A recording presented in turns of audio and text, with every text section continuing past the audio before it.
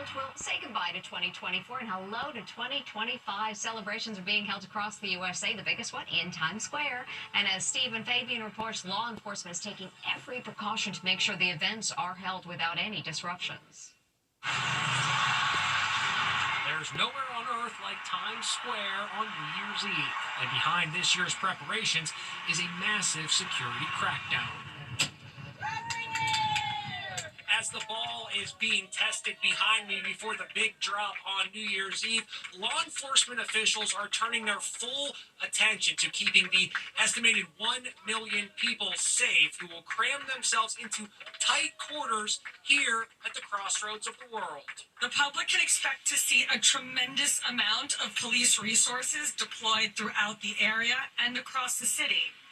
That includes members of some of our elite specialized units who will be strategically deployed throughout the area on rooftops. The iconic bash is taking place in the shadow of two events that are fueling fears: the lone wolf terror attack on a Christmas market in Germany and the CEO assassination just a few blocks from Times Square. There are concerns that supporters of accused assassin Luigi Mangione may try to disrupt celebrations in New York or elsewhere.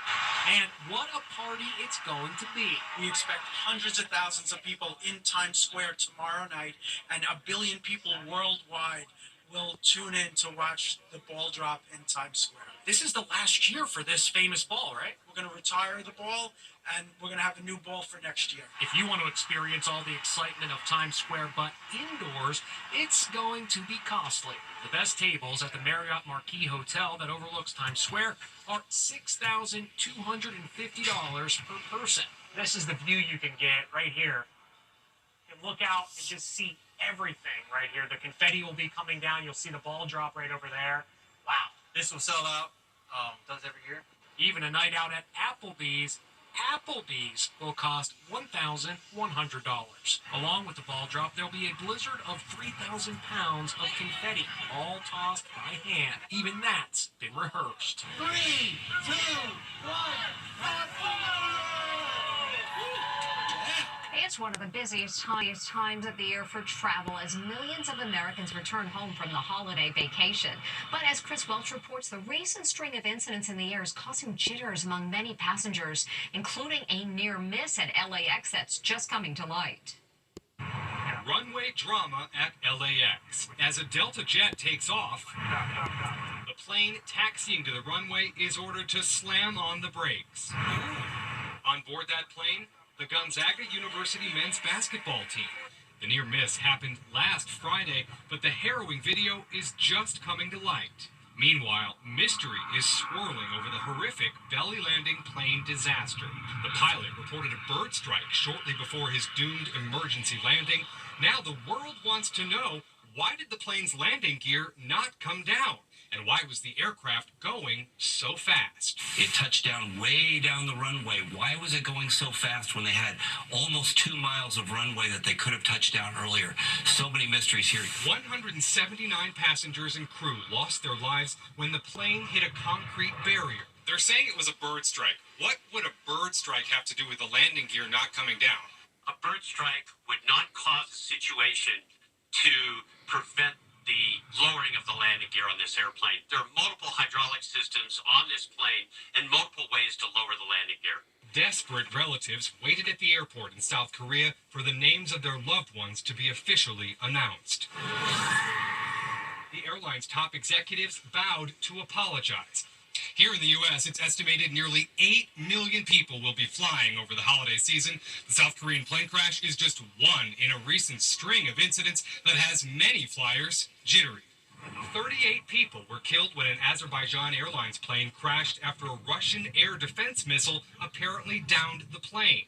This Air Canada plane was hosed down by fire crews after it tipped over on touchdown. The left engine burst into flames and started shooting flames out the back. Fortunately, everyone aboard escaped. And this passenger is making headlines for climbing out of the emergency exit onto the wing after her plane landed in Seattle. She reportedly suffered an anxiety attack. Now, an airport tragedy leaves many questions in its wake. Two members of the flight crew survived the crash in South Korea. It's called the silent killer, odorless, tasteless, and before you realize something is wrong, it might be too late. Now the deaths in two separate incidents over Christmas are throwing the spotlight on carbon monoxide poisoning and why it seems to be happening more during this time of year than any other. It's a double holiday tragedy. A family of four is wiped out. And in another incident, a legendary fashion model loses her life. Both tragedies are being blamed on carbon monoxide poisoning due to faulty heaters in use during the winter. Dale Haddon was an in-demand model from the 1970s and 80s. She was on the cover of the Sports Illustrated swimsuit edition in 1973. Just 4 months ago, she posed in a Vogue magazine photo shoot with actress Blake Lively. But Dale Haddon's life has ended in a very unexpected way. Her body was discovered in a guest house north of Philadelphia. The property is owned by her son-in-law, actor Mark Blucas, best known for his roles in the Hallmark Christmas movies. Thank you. Blucas has spent years restoring the historic farmhouse, which was built in the year 1711. We got the house, and I'm working on the house around the clock. You know, we have a tiny little guest house that I redid so we could all live in that first. Police say a faulty flue and exhaust pipe on the gas heating system caused the carbon monoxide leak. Dale Haddon's death came just 2 days after a family of four lost their lives on Christmas Day. Matthew and Lila Goldstein and their two adult daughters perished inside their vacation home in New Hampshire.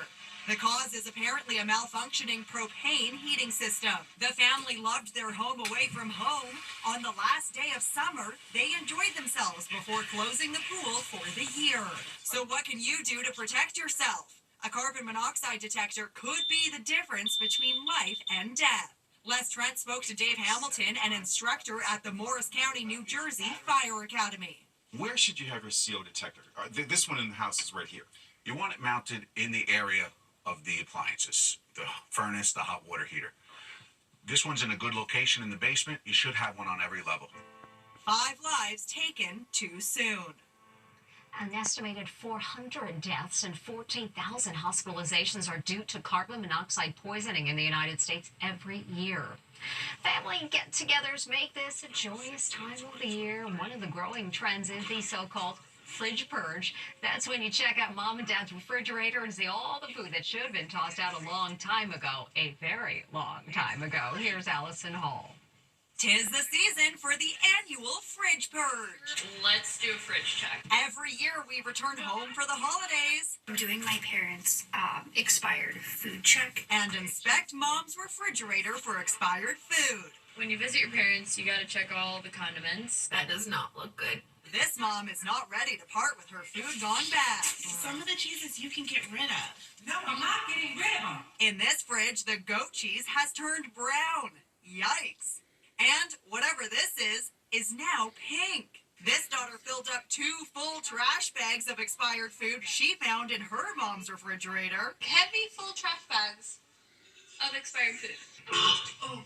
Out it goes. This family made a game out of it, racing to see who could find the most expired item in Grandma's fridge. Don't forget the 5-year-old fruitcake. Inside Edition digital reporter Lee Sheps checked out her mom Lynn's refrigerator. This is supposedly chopped basil. February 19th. No, it doesn't.